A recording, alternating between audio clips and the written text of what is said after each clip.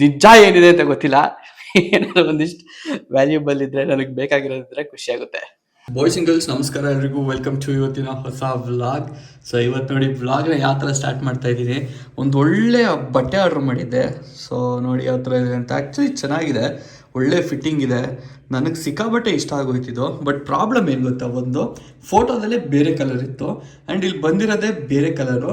ಈ colour actually ಸುಮಾರು ಇದಾವೆ ನನ್ನ ಹತ್ರ, ಓಕೆನಾ. ಸೊ ಯಾಕೋ ಬೇರೆ ಕಲರ್, ಐ ಮೀನ್ ನಾನು ಫೋಟೋದಲ್ಲಿ ಏನು ನೋಡಿದ್ದೆ ಆರ್ಡ್ರ್ ಮಾಡ್ಬೇಕಾದ್ರೆ ಆ ಥರ ಇದ್ದರೆ ಚೆನ್ನಾಗಿರೋದು. ಇದೊಂದು ಸ್ವಲ್ಪ ಸಿಮಿಲರ್ ಆಗೋಯಿತು. ಬಟ್ ಏನು ಹೇಳಿ, ಕ್ವಾಲಿಟಿ ಚೆನ್ನಾಗಿ ಹೊಟ್ಟೆ ಬಂದುಬಿಟ್ಟಿದೆ, ಇಗ್ನೋರ್ ಮಾಡಿ. ಸೊ ಕ್ವಾಲಿಟಿ ಚೆನ್ನಾಗಿದೆ, ಫಿಟ್ಟಿಂಗ್ ಎಲ್ಲ ಚೆನ್ನಾಗಿದೆ. ಸೊ ನೋಡಿ ಯಾವ ಥರ ಕಾಣ್ತೀನಿ, ಒಂದು ಟ್ರೆಡಿಷ್ನಲ್ ಲುಕ್ಕು. ಕೆಳಗಡೆ ಜೀನ್ಸ್ ಬೇಕಾದ್ರೂ ಹಾಕೊಬೋದು, ಇಲ್ಲ ಅಂದರೆ ನೀವು ಯಾವ್ದಾದ್ರು ಈ ಟ್ರೆಡಿಷ್ನಲ್ ಪ್ಯಾಂಟ್ಗಳು ಬರ್ತಾವಲ್ಲ, ಸೊ ಅದು ಬೇಕಾದ್ರೆ ಹಾಕೊಬೋದು. ಅದು ಪ್ರಾಪರ್ ಹೆಸರು ಏನಂತ ಗೊತ್ತಿಲ್ಲ, ಅರ್ಥ ಆಯಿತು ಅನ್ಕೋತೀನಿ ನಿಮಗೆ. ಬಟ್ ಸದ್ಯಕ್ಕೆ ನಾನು ಚಡ್ಡಿ ಹಾಕಿದ್ದೀನಿ, ನನಗಿಷ್ಟ ಆಯಿತು ಗುರು, ನಂಗೆ ಇಷ್ಟ ಆಯಿತು. ಒಂಥರ ಚೆನ್ನಾಗಿದೆ. ಇದು ಕಲರ್ ಏನಾದ್ರು ಇದ್ರೆ ಬೇರೆದು ಎಕ್ಸ್ಚೇಂಜ್ ಮಾಡ್ಕೊಳ್ಳೋಣ ಅಂತ ಅನ್ಕೋತಾ ಇದ್ದೀನಿ. ಯೂಶಲಾಗಿ ನಾನು ಈ ಬಟ್ಟೆಗಳನ್ನೆಲ್ಲ ನಾನು ಆನ್ಲೈನ್ ಆರ್ಡರ್ ಮಾಡೋದಿಲ್ಲ. ಸೊ ಇವತ್ತು ಈ ಸರಿ ಆರ್ಡರ್ ಮಾಡ್ತಾ ಇದ್ದೀನಿ. ಯಾಕೆ ಅಂದರೆ ಒಂದ್ಸರಿ ಟೆಸ್ಟ್ ಮಾಡೋಣ, ಟ್ರೈ ಮಾಡೋಣ ಹೆಂಗಿರುತ್ತೆ, ಅದನ್ನು ಎಕ್ಸ್ಪೀರಿಯನ್ಸ್ ಮಾಡಬೇಕು ಅಂತಲೇ. ಸೊ ಸದ್ಯಕ್ಕೆ ಒಂದು ಶೂ ಆರ್ಡರ್ ಮಾಡಿದ್ದೆ. ನನ್ನ ಸೈಜ್ಗೆ ಆ್ಯಂಡ್ ಈ ಕಲರ್ ಕಾಂಬಿನೇಷನ್ಲಿ ಹೊರಗಡೆ ಹುಡ್ಕೊಂಡು ಕುತ್ಕೊಳ್ಳೋಕ್ಕೆ ಪೇಷನ್ಸ್ ಇರಲಿಲ್ಲ. ಸೊ ಅದಕ್ಕೋಸ್ಕರ ಆರ್ಡ್ರ್ ಮಾಡಿದ್ದೆ. ಕರೆಕ್ಟಾಗಿದೆಯಲ್ಲ? ಹಾಂ, ಕರೆಕ್ಟಾಗಿದೆ, ರೈಟು ಲೆಫ್ಟು. ಸೊ ಇದು ಬಂದುಬಿಟ್ಟು 10 ಸೈಜು. ನಮ್ಮ ಕಾಲು ಸ್ವಲ್ಪ ದೊಡ್ಡದು, 9 ಇಲ್ಲ 10 ಆಗುತ್ತೆ. ಸೊ ಇದು 10 ಸ್ವಲ್ಪ ಉದ್ದಾನೆ ಇರುತ್ತೆ, ಬಟ್ ಇಲ್ರಿ ನೋ ಪ್ರಾಬ್ಲಮ್, ಕಂಫರ್ಟಬಲ್ ಆಗಿರುತ್ತೆ. ನನಗೆ ಅದೇ ಥರ ಇಷ್ಟ ಶೂಸು. ಬ್ಲ್ಯಾಕ್ ಆ್ಯಂಡ್ ವೈಟಲ್ಲಿ ತೊಗೊಬೇಕು ಅಂತ ಅನಿಸ್ತಿತ್ತು. ಸ್ವಲ್ಪ ಬೇರೆ ಬಟ್ಟೆಗಳ ಜೊತೆನೂ ಎಲ್ಲ ಮ್ಯಾಚ್ ಆಗುತ್ತೆ. ಅದೇನೋ ಗೊತ್ತಿಲ್ಲ, ನನ್ನ ಹತ್ರ ಬ್ಲೂ ಸಿಕ್ಕಾಬಟ್ಟೆ ಜಾಸ್ತಿ ಇದೆ. 2 ಬ್ಲೂ ಶೂಸ್ ಇದೆ ನನ್ನ ಹತ್ರ, blue pants, blue shirts, tea shirts ಇವೇ ಜಾಸ್ತಿ ಬ್ಲೂ ಕಲರಲ್ಲಿ. ಸೊ ಅದಕ್ಕೋಸ್ಕರ ಈ ಒಂದು ಕಲರ್ ಬೇಕು ಅನ್ಕೋತಾ ಇದ್ದೆ, ಸಿಕ್ಕಿದೆ. ಆ್ಯಂಡ್ ಹೊಸ ಬ್ರ್ಯಾಂಡ್ ನ್ಯೂನೇ, ಒಂಚೂರು ಧೂಳಿಲ್ಲ, ಯಾರು ಏನು ಯೂಸ್ ಮಾಡಿಲ್ಲ. ಒಂದು ಪಾರ್ಸೆಲ್ ಬಂದಿತ್ತು. ಸೊ ಐ ಥಿಂಕ್ ಲಾಸ್ಟ್ ವಾಗಲ್ಲಿ ಇದನ್ನ ತೋರಿಸಿದ್ದೆ ಬಂದಿದೆ ಅಂತ. ನಿಜ ಹೇಳ್ಬೇಕಾದ್ರೆ ಇದು ಯಾರು ನನಗೆ ಕಳಿಸಿದ್ದು ಅಂತ ನನಗೆ ಗೊತ್ತಿಲ್ಲ, ಏನಕ್ಕೆ ಬಂತು ಅಂತಲೂ ದೇವರಾಣೆ ಗೊತ್ತಿಲ್ಲ. ನನಗೊಂದು ಮೆಸೇಜ್ ಬರುತ್ತೆ, ಇವತ್ತು ನಿಮಗೆ ಒಂದು ಗಿಫ್ಟ್ ಬಾಕ್ಸ್ ಡೆಲಿವರ್ ಆಗುತ್ತೆ ಅಂತ. ಅದು ನನ್ನ ಪಾರ್ಸೆಲ್ ಸರ್ವಿಸ್ ಅವ್ರ ಕಡೆಯಿಂದ. ಸೊ ಅವಾಗ ಅಂದ್ಕೊಂಡೆ ಮೇ ಬಿ ಏನೋ ಸ್ಕ್ಯಾಮ್ ಗೀಮ್ ಇರುತ್ತೆ, ಅದು ಇದು ಯಾವ ಥರ ಸ್ಕ್ಯಾಮ್, ಈ ಥರ ಸ್ಕ್ಯಾಮ್, OTP ಸ್ಕ್ಯಾಮ್ ಏನೇನೋ ಅಂತಾರಲ್ಲ. ಸೊ ಅದೇ ಥರ ಏನಾದ್ರು OTP ಕೇಳಿದ್ರೆ ಬೇಡ ಗುರು ನೀನೇ ಇಟ್ಕೊಂಡು ತೊಗೊಂಡೋಗ್ಬಿಡು ಅಂತ ಹೇಳ್ಬಿಟ್ಟು ಸುಮ್ಮನಾಗೋಣ ಅಂತ ನಾನು ಮೆಂಟಲಿ ಫಿಕ್ಸ್ ಆಗಿದ್ದೆ. ಆಮೇಲೆ ನೋಡಿದ್ರೆ ನೋಡಿದ್ರೆ ಅವ್ರು ನಮ್ಮ ಸಬ್ಸ್ಕ್ರೈಬರ್, ಯಾರು ಇದನ್ನ ಡೆಲಿವರ್ ಮಾಡೋರು ಅವರು. ಸೊ ಅವರು ಇಲ್ಲ ಬ್ರೋ ಇದೊಂದು ಗಿಫ್ಟ್ ಬಾಕ್ಸು, ಗೊತ್ತಿಲ್ಲ ಯಾವ ಕಡೆ ಎಲ್ಲಿಂದ ಬಂದಿದೆ ಅಂತ, ಬಟ್ ಇದು ಗಿಫ್ಟ್ ಬಾಕ್ಸು ತಗೊಳ್ಳಿ ಅಂತ ಅಂದ್ಬಿಟ್ಟು ಕೊಟ್ಟೋದ್ರು. ಬಂದ್ಮೇಲೆ ಗೊತ್ತಾಯ್ತು, ಇಲ್ಲಿ ಮೇಲ್ಗಡೆ ಒಂದು ಸ್ಟಿಕ್ಕರ್ ತರ ಹಾಕಿದ್ದಾರೆ. ಸೊ ಟ್ರೂಕ್ ಅಂತ ಇದೆ. ಸೊ ಟ್ರೂಕು ಯಾವುದು ಅಂದ್ರೆ, ನಾನು ನನ್ನ ಗೇಮಿಂಗ್ ಚಾನಲ್ ಅಲ್ಲಿ ಇಯರ್ಬಡ್ಸ್ಗಳನ್ನ ಅನ್ಬಾಕ್ಸ್ ಮಾಡ್ತಿದ್ದೆ. ಸೊ ಆ ಬ್ರ್ಯಾಂಡು ಕಳಿಸ್ಕೊಟ್ಟಿರೋ ಗಿಫ್ಟ್ ಬಾಕ್ಸ್ ಇದು. ಏನಕ್ಕೆ ಕಳ್ಸಿಕೊಟ್ಟಿದ್ದಾರೆ ದೇವರಾಣೆ ಗೊತ್ತಿಲ್ಲ ನನಗೆ. ಈ ಬ್ರ್ಯಾಂಡ್ ಏನಿದೆ ಟ್ರೂಕು, ಇವ್ರದ್ದು ಇಯರ್ಬಡ್ಸ್ ಕೂಡ ನಾನು ಗಿವ್ ಅವೇ ಕೂಡ ಮಾಡಿದ್ದೆ ನಮ್ಮ ಇನ್ಸ್ಟಾಗ್ರಾಮ್ ಫಾಲೋವರ್ಸ್ಗೆ. ಹೌದು ಗುರು, ಇದು ಸೈಡಿಗೆ ಎಸಿಬೇಕು. ಫುಲ್ ಚೆನ್ನಾಗಿ ಬಬಲ್ ರ್ಯಾಪ್ ಎಲ್ಲ ಮಾಡ್ಬಿಟ್ಟಿದ್ದಾರೆ. ಏನ್ ಐಟಮು ಅಂತ ಗೊತ್ತಿಲ್ಲ, ಅಷ್ಟೊಂದು ಫ್ರಾಜೈಲ್ ಆಗಿದೆಯಾ. ಒಳಗಡೆ ಏನಾದ್ರು ದೊಡ್ಡದಾಗಿ ಡಿವೈಸ್ ಏನಾದ್ರು ಕೊಟ್ಟು ಕಳ್ಸೋರ ಯೋಚನೆ ಮಾಡ್ತಾ ಇದ್ದೀನಿ. ಪಕ್ಕ ಗೈಸ್, ಟ್ರೂಕಿಂದಾನೆ ಬಂದಿರೋದು. ನಿಜ ಏನಿದೆ ಅಂತ ಗೊತ್ತಿಲ್ಲ, ಏನಾದ್ರು ಒಂದಿಷ್ಟು ವ್ಯಾಲ್ಯೂಬಲ್ ಇದ್ರೆ ನನಗೆ ಬೇಕಾಗಿರೋದಿದ್ರೆ ಖುಷಿ ಆಗುತ್ತೆ. ಎಕ್ಸ್ಪೆಕ್ಟೆಡ್ ಗುರು, ಎಕ್ಸ್ಪೆಕ್ಟೆಡ್. ಆಕ್ಚುಲಿ ಏನಿರುತ್ತೆ ಅಂತ ಒಂದು ಗೆಸ್ ಮಾಡಿದ್ದೆ, ಏನು ಚೇಂಜ್ ಇಲ್ಲ, ಅದೇ ಇರೋದು. ಸೊ ಒಂದು ಲೆಟರ್ ಕಳ್ಸಿದ್ದಾರೆ, ಏನು ಎತ್ತ ಅಂತ ನೋಡೋಣ. Wishing you a joyous new year filled with laughter and success and great moments. ಶುದ್ಧ ಇದೆ, ಯಾವನ್ ಓದ್ತಾನೆ ನೋಡ್ಕೊಂಬಿಡ್ಬೇಕಾದ್ರೆ ಪಾಸ್ ಮಾಡ್ಬಿಟ್ಟು. ನ್ಯೂ ಇಯರ್ಗೆ ಅವ್ರು ಕಳ್ಸಿಕೊಟ್ಟಿರೋ ಗಿಫ್ಟ್ ಇದು. ಒಂದು ಡೈರಿ ಕೊಟ್ಟಿದ್ದಾರೆ ಗುರು. ಸೊ ಡೈರಿ ಮೇಲ್ಗಡೆನೆ ಟ್ರೂಕ್ ಅಂತ ಹೇಳ್ಬಿಟ್ಟು ಬ್ರ್ಯಾಂಡಿಂಗ್ ಇದೆ ಮೇಲೆ. Power of true bits, same flexible dairy. ಒಂದು ಮುಂಚೆ ಬರೋದು ಗೊತ್ತಾ, ನಾವು ಚಿಕ್ಕವರಾಗಿದ್ದಾಗ ಆ ಫೀಲ್ ಕೊಡ್ತಾ ಇದೆ ಈ ಡೈರಿ. ಫೋನ್ ನಂಬರ್ ಎಲ್ಲ ಬರ್ದಿಟ್ಕೋತಾ ಇದೀವಿ, ಅವಾಗ ಲ್ಯಾಂಡ್ಲೈನ್ ಮಾತ್ರ ಇತ್ತು. ಇಲ್ಲಿ ಒಂದು ಟೈಪ್ ಸಿ ಕೇಬಲ್ ಕೊಟ್ಟಿದ್ದಾರೆ ಚಾರ್ಜಿಂಗಿಗೆ.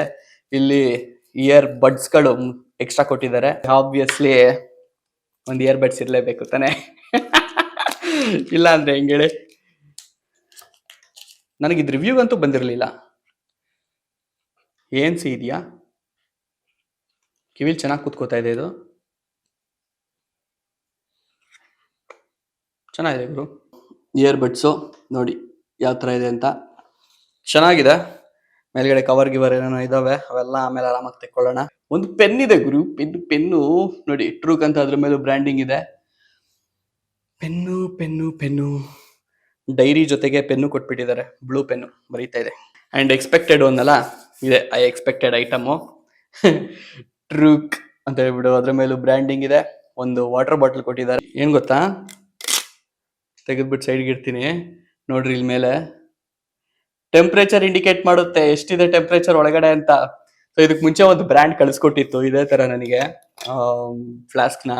ಅದ್ ಏನಾಗ್ಬಿಡ್ತು ಅಂದ್ರೆ ಕೆಳಗ್ ಬಿದ್ದು ಹೊಡೆದೋಗ್ಬಿಡ್ತು ಗುರು. ಸಿಕ್ಕಾಬಟ್ಟೆ ಬೇಜಾರಾಗ್ಬಿಡ್ತು ನನಗೆ.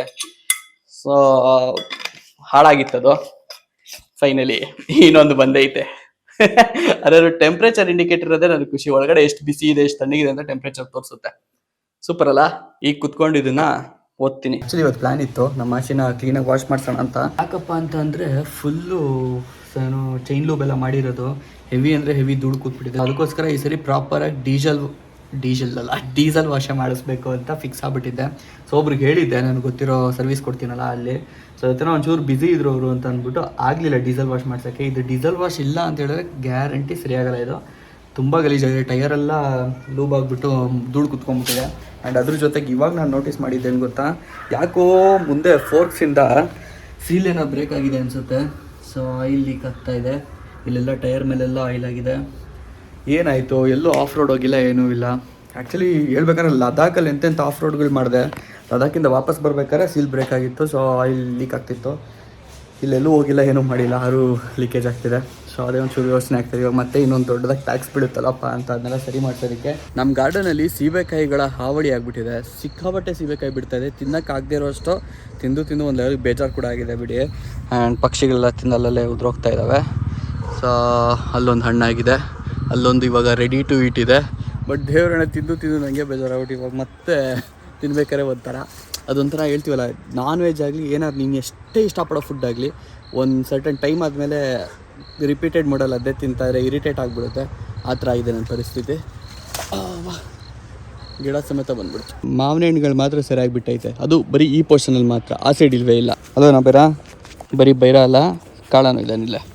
ಸೀಬೆಕಾಯಿ ಹಿಂಗಿದೆ. ನಾನಂತೂ ಸೀಬೆಕಾಯಿ ಅಂತಲೇ ಅಂದ್ಕೊಂಡಿದ್ದು ಫಸ್ಟ್ ನೋಡಿದ ತಕ್ಷಣ.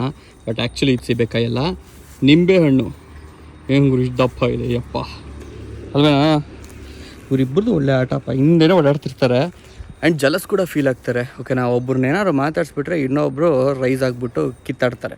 ಅದಕ್ಕೆ ಅವ್ರನ್ನ ನಾನು ಮಾತಾಡಿಸ್ತಾ ಇಲ್ಲ. ಒಬ್ಬನ ಮಾತಾಡ್ತಾರೆ ಇನ್ನೊಬ್ಬ ಪಕ್ಕ ಗುರ್ರ ಅಂತಾನೆ. ಗುರ್ರ ಅಂದ್ಬಿಟ್ಟು ಇಬ್ಬರು ಜಗಳ ಆಡ್ತಾರೆ. ನನಗೇನು ಮಾಡಲ್ಲ, ಇಬ್ಬರು ಜಗಳ ಆಡ್ತಾರೆ. ಆ್ಯಂಡ್ ಅದನ್ನು ಬಿಡಿಸೋದಕ್ಕೆ ದೇವರೇ ಆಗಲ್ಲ. ನೀವು ತೋರಿಸ್ತಿಂತದ್ರಿ ಮೂಗ್ ಮೇಲೆ ಕಾಣ್ತಿದ್ಯಾ ಮಾರ್ಕು? ಓಯ್ ಬೇಡ ಬರಲಿ ನೋಡಿರಿ, ಮೂಗ್ ಮೇಲೆ ಕಾಣ್ತಿದ್ಯಾ ಅವನಿಗೆ ಮಾರ್ಕು? ಅದು ಜಗಳ ಆಡ್ಬಿಟ್ಟೆ ಆಗಿರೋದ ಮಾರ್ಕು. ಆ ಲೆವೆಲಿಗೆ ಜಗಳ ಆಡ್ತಾರೆ ಇವರಿಬ್ಬರು. ಸಿಕ್ಕಾಬಟ್ಟೆ ಬೋರ್ ಆಗ್ತಾಯಿದೆ. ಸೊ ಇಲ್ಲೇ ನಮ್ಮ ಒಂದು ಟೀ ಅಡ್ಡ ಇದೆಯಲ್ಲ, ಸೊ ಅಲ್ಲಿಗೆ ಹೋಗೋಣ ಅಂತ ಅನ್ಕೋತಾ ಇದ್ದೀನಿ.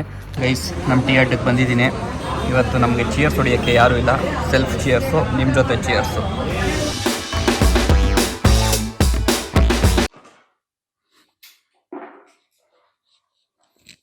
ಅಯ್ಯೋ, ಹೊಸ ಇಯರ್ಬಡ್ಸ್ ಕೆಳಗಡೆನೇ ಬಿದ್ದೋಯ್ತು.